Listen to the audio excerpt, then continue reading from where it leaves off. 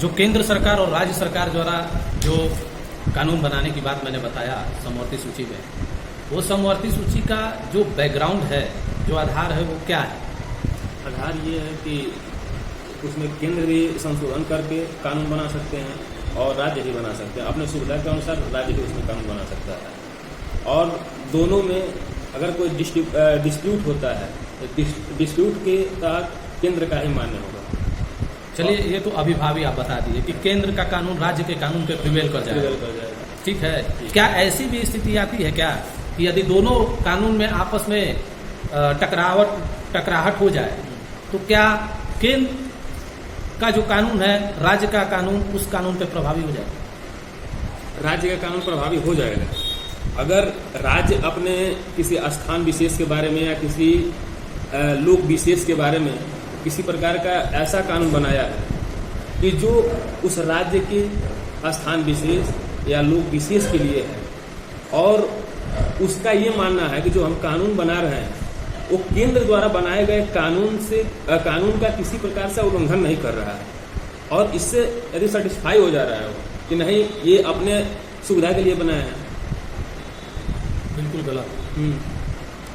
जब ऐसी स्थिति पैदा हो जाती है, राज्य का कानून केंद्र के कानून से टकराने लगता है और राज्य सरकार ऐसी स्थिति में उस कानून को लेकर के राष्ट्रपति के पास जाती है और राष्ट्रपति अपने पास उसको रख लेता है, और रखने के पश्चात वो कहता है कि ठीक है, ये कानून जो है केंद्र के कानून पे प्रिवेल करेगा, तो राष्ट्रपति को पूरा पावर है उस कानून को केंद्र के कानून के ऊपर ले आना। ये चीजें बड़ी दिखली वाली चीजें। ठीक है, तो ये चीज मैंने बताया। और दूसरा चीज, इसका जो बैकग्राउंड है उसको आप नहीं छू पा रहे हैं। बैकग्राउंड ये है कि जो कानून केंद्र का है चाहे राज्य का है, दोनों को समवर्ती सूची, केंद्रीय सूची और राज्य सूची 7वीं अनुसूची बना दी है। इसका बनाने का एकमात्र कारण था कि जो शक्ति पृथक्करण का सिद्धांत है जो मॉन्टेस्क्यू ने दिया, तो वो भारत में जो है कठोरता के साथ लागू नहीं होता है। यहाँ पे ये भी ध्यान देना चाहिए कि इसका जो नींव है, जो बुनियाद है, शक्ति पृथक्करण के सिद्धांत पर आधारित है। और शक्ति पृथक्करण का सिद्धांत जो है संघीय व्यवस्था पर आधारित है कि हमारा संविधान जो है क्या है, वो संघीय है या अर्ध संघीय है? संघीय माना गया है संविधान द्वारा। बिल्कुल गलत। हमारा संविधान अर्ध संघीय है। केसी वियर ने स्पष्ट कहा था कि भारत का संविधान जो है वो अर्ध संघीय है। तमाम विद्वानों ने भी इस बारे में राय दी कि केंद्रीय सरकार जो हमारा संविधान है वो अर्ध संघीय है।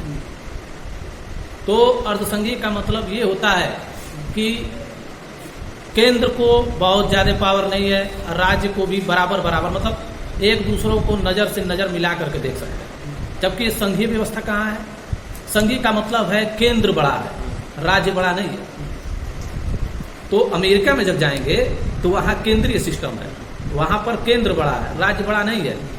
जबकि यहाँ पे दोनों को बराबर बनाया गया है। लेकिन आपात स्थितियों में केंद्र का कानून राज्य के कानून पे प्रिवेल कर जाता है।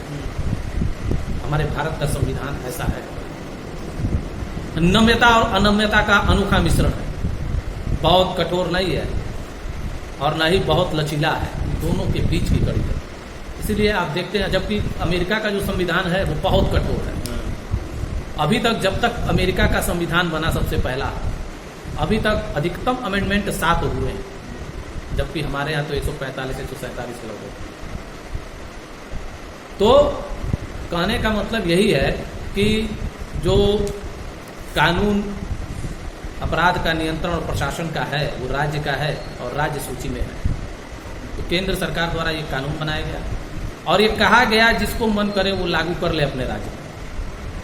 और 46 ये दे दी गई कि वह जो है लागू कर सकता है, उसमें अनुपूरक आनुषंगिक अपने नियम जोड़ सकता है, अपने उपबंधों को जोड़ सकता है, अपने राज्य विशेष परिस्थितियों को देखते हुए कोई नियम बना सकता है। तो 46 ये पावर प्रदान करता है।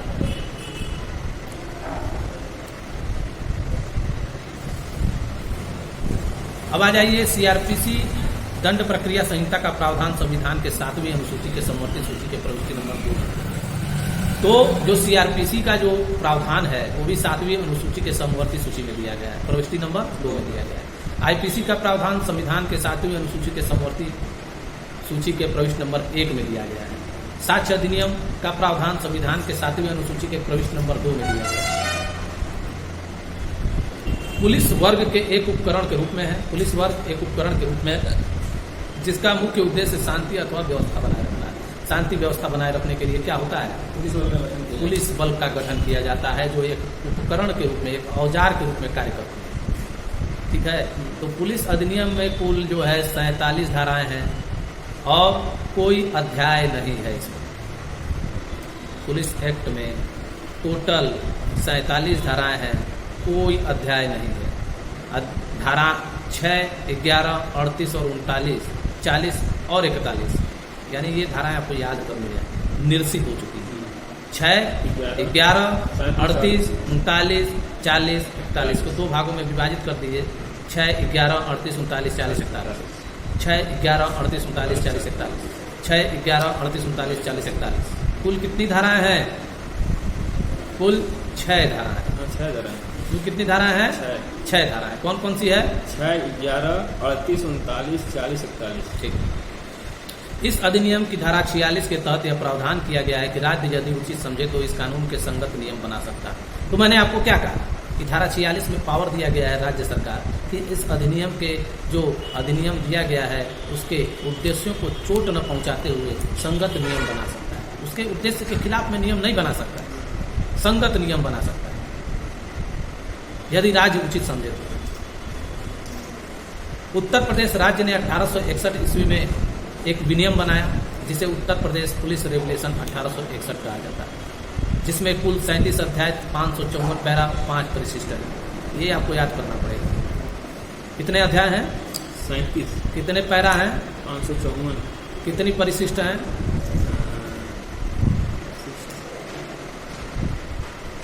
37 अध्याय, 554 पैरा, 5 परिशिष्ट।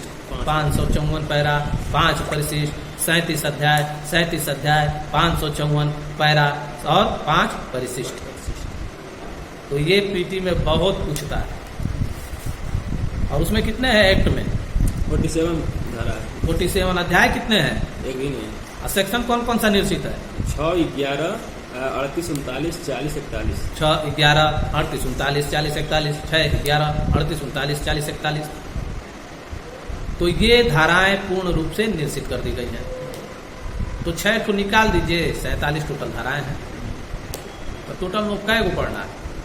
47 में 41 41 धाराएं जो है धारा प्रवाह में पढ़ना है।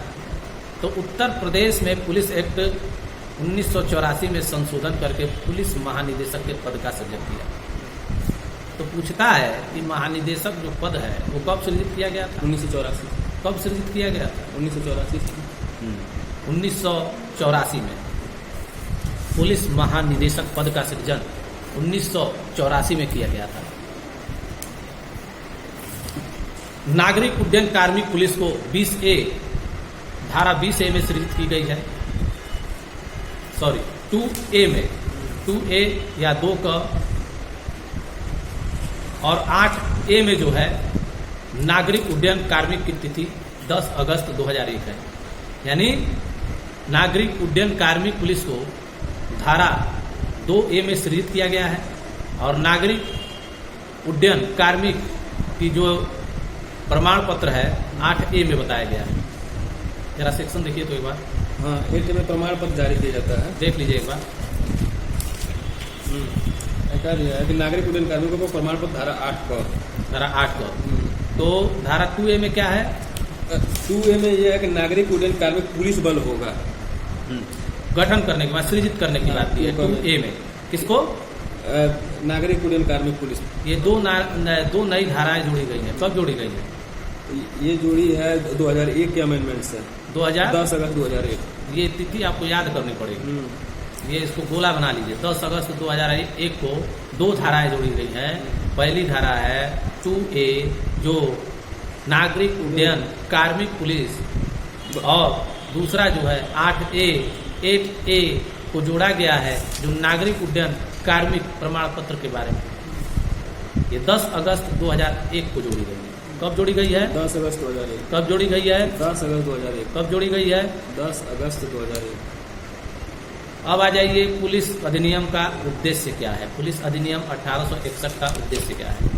तो पुलिस अधिनियम किसने लाया? Central government. Central government. कौन सिग्नेचर कौन किया? Governor general Lord Canning. कौन सी तिथि को?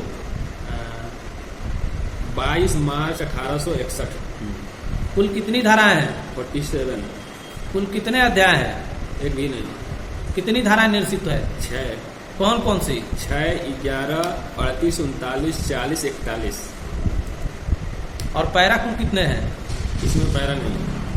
पुलिस अधिनियम 1861 में पैरा भी तो जोड़े हैं। 554।